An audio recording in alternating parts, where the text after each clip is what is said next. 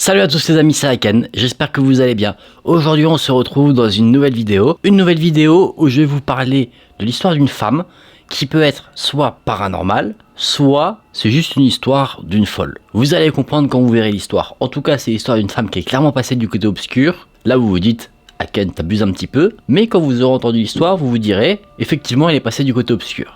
C'est une histoire que j'ai pas trouvée sur internet, je l'ai lue dans un livre, j'ai essayé de me renseigner, d'avoir plusieurs sources notamment pour trouver la vraie personne qui est concernée par cette histoire, mais malheureusement j'ai rien trouvé, donc je ne sais pas si c'est une histoire vraie, c'est possible que ce soit une fiction, c'est une histoire qui concerne de loin Ed et Lorraine Warren, vous savez, les fameux démonologues très connus. Contrairement à d'autres histoires, comme par exemple l'histoire de la famille Snedeker que j'avais déjà fait sur la chaîne, c'est une affaire où ils ne sont pas intervenus directement. En fait, ils sont intervenus très brièvement. Ils sont pas allés, par exemple, comme chez une autre famille, dans la maison, enquêter, tout ça. En fait, ils ont juste été un peu en contact avec la personne, la jeune femme qui est concernée dans l'histoire, mais c'est tout, pas plus. C'est expliqué parce que l'histoire a une fin aussi un peu dramatique. Même clairement dramatique. Je suis également en train de filmer avec une nouvelle caméra. Avant je filmais avec mon téléphone, donc peut-être que l'image peut être un peu différente de d'habitude. J'ai pas encore bien pris en main tous les réglages, c'est possible qu'il y ait une sorte de filtre ou je sais pas. Je sais pas encore, c'est la première vidéo que je tourne avec, donc on inaugure ça avec une belle histoire. J'espère que cette histoire vous plaira. Si c'est le cas, n'hésitez pas à liker la vidéo et à vous abonner à la chaîne. Et on est parti pour voir l'histoire de la passion de Cassandra.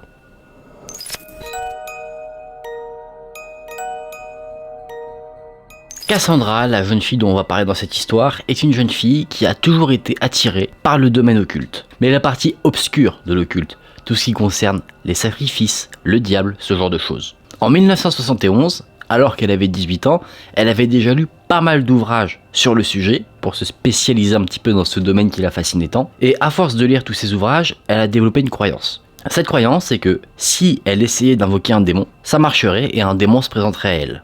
C'est ce qu'elle croyait, elle avait encore jamais essayé. Et je dis bien encore. À cette époque-là, elle était en couple, mais là, point noir dans sa vie, son petit ami la quitte, brutalement. Il l'a jarté de sa vie assez rapidement, en lui disant tout simplement « Je ne veux plus te voir ». Et du coup, cette mauvaise nouvelle lui sautant en pleine face, elle s'est dit « Ok, c'est le moment de faire ce dont j'ai envie, c'est-à-dire essayer de contacter un démon ». Le soir de sa rupture, elle fait un rituel pour invoquer, non pas un démon lambda, pour invoquer Satan, ni plus ni moins. Elle a fait tout ce que lui conseillaient ses différents ouvrages, mais malheureusement pour elle, il ne s'est rien passé du tout. En tout cas, au moment de l'invocation. Parce que après, déçue de ne pas avoir, entre guillemets, réussi, elle est allée se coucher et elle avait dans sa chambre, non loin de son lit, un grand miroir. Et en passant à côté de ce miroir, là elle a vu quelque chose. Ce qui a attiré son attention dans le miroir, c'est, dans le reflet de celui-ci, c'est une sorte de brouillard. Elle était un peu choquée de voir ça, parce qu'il n'y avait aucune fumée dans sa chambre.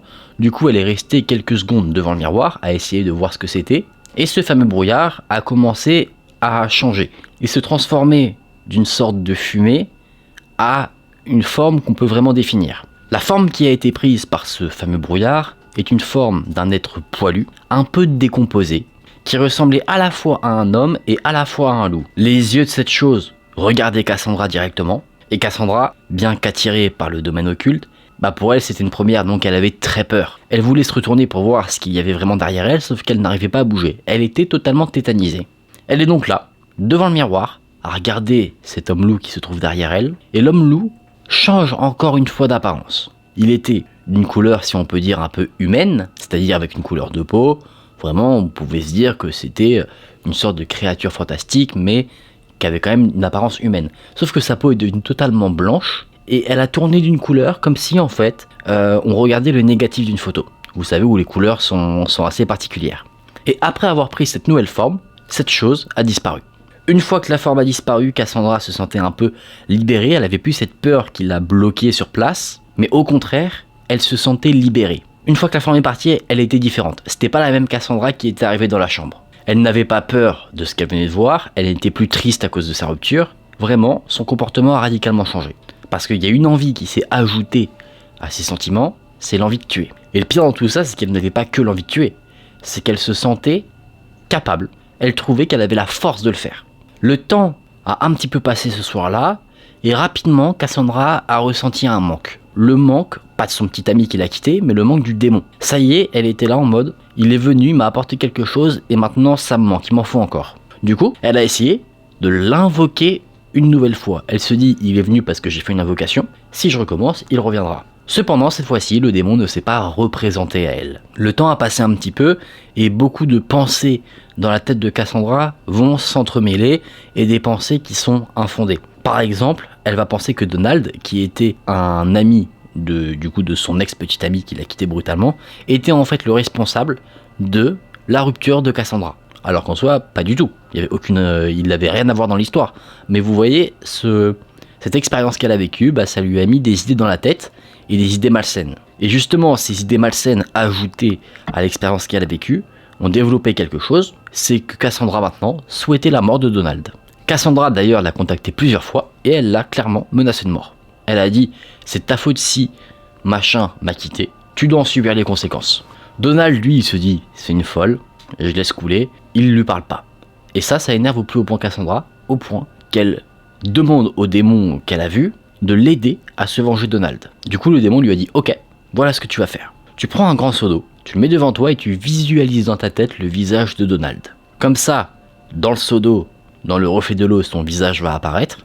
Et une fois que le visage est clair à la surface de l'eau, elle frappe avec un grand couteau de cuisine la surface de l'eau comme si elle était en train clairement d'assassiner Donald. Le démon lui assurait que si jamais Cassandra était suffisamment concentrée, l'eau deviendrait rouge, ça deviendrait du sang, et Donald perdrait la vie. Cassandra s'est adonnée à cet exercice pendant un moment, mais malheureusement pour elle, et je dis bien malheureusement pour elle, parce que nous on veut pas que Donald y meure, on souhaite la mort de personne, et bien l'eau n'a jamais changé de couleur.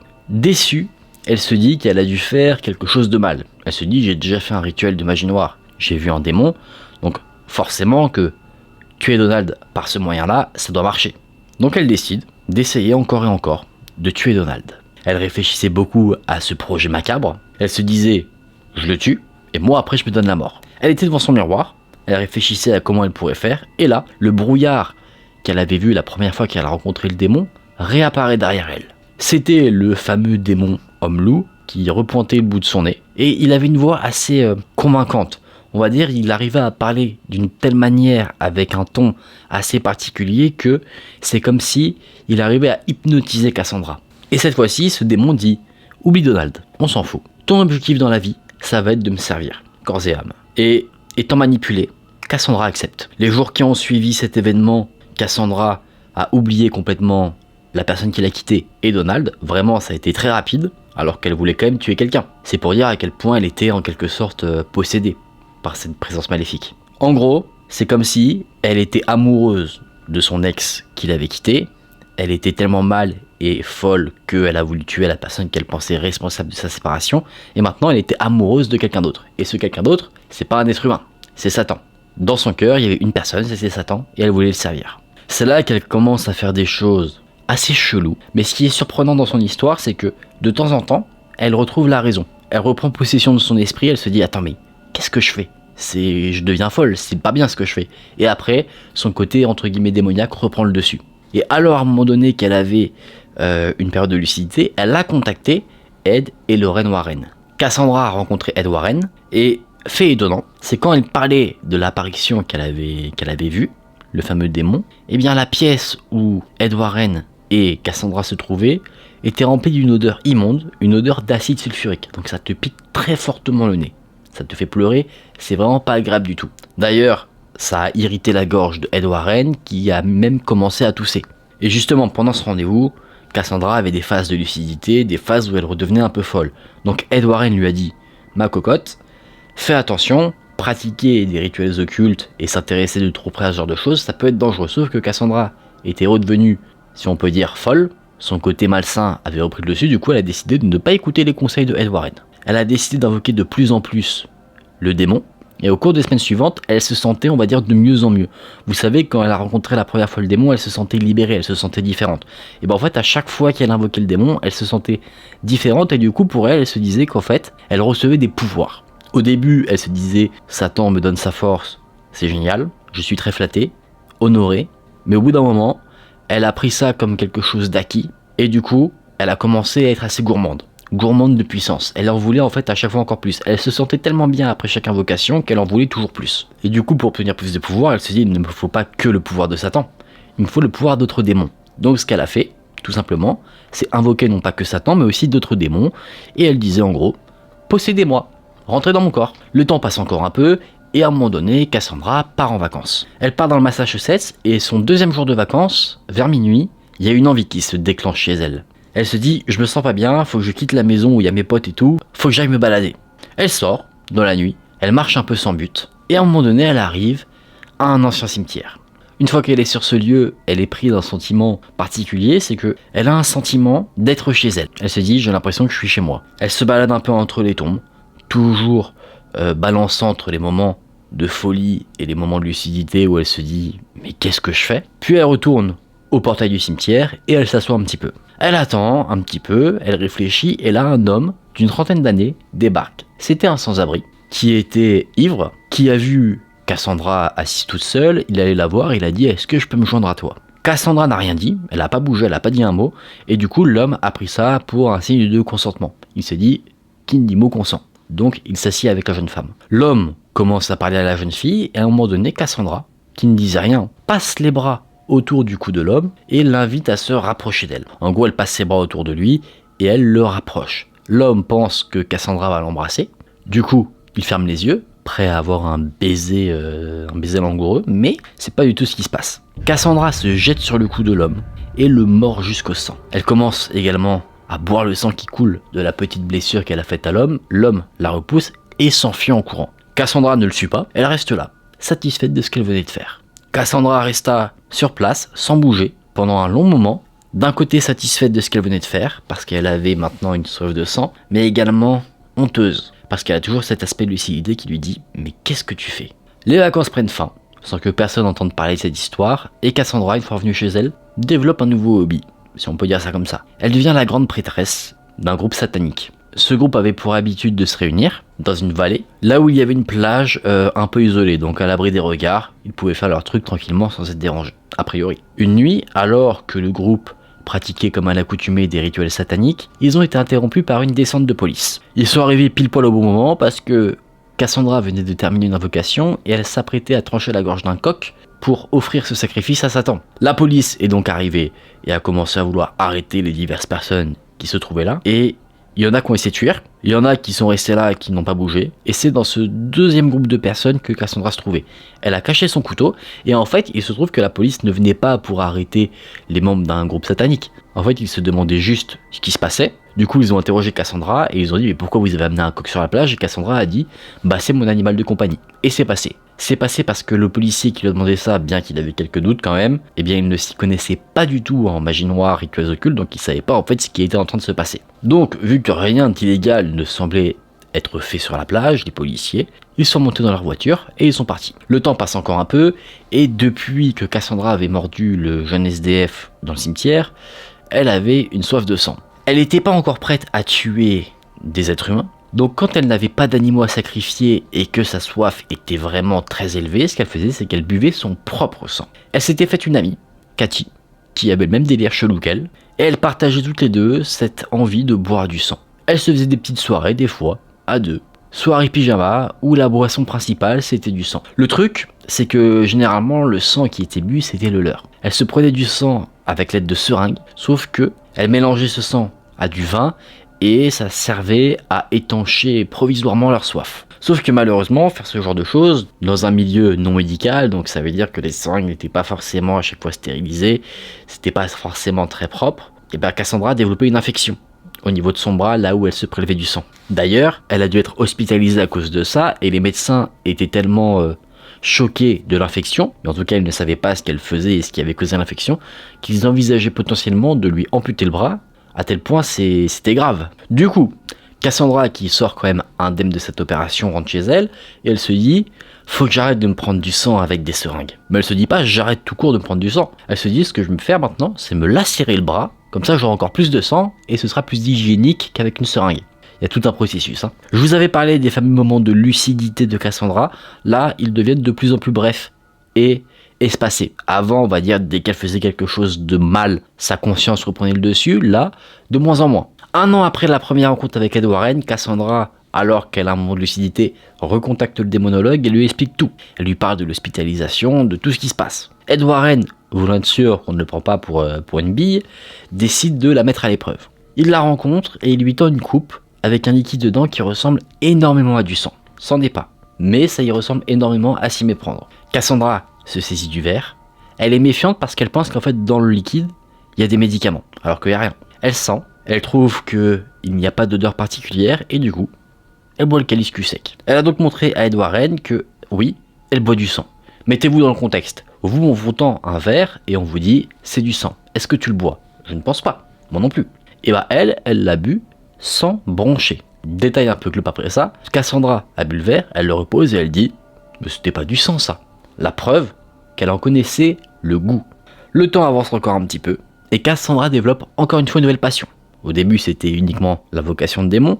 Après c'était boire du sang. Maintenant elle a une fascination pour la mort. Elle se baladait souvent avec une autre amie du nom de Kelly dans les vieux cimetières.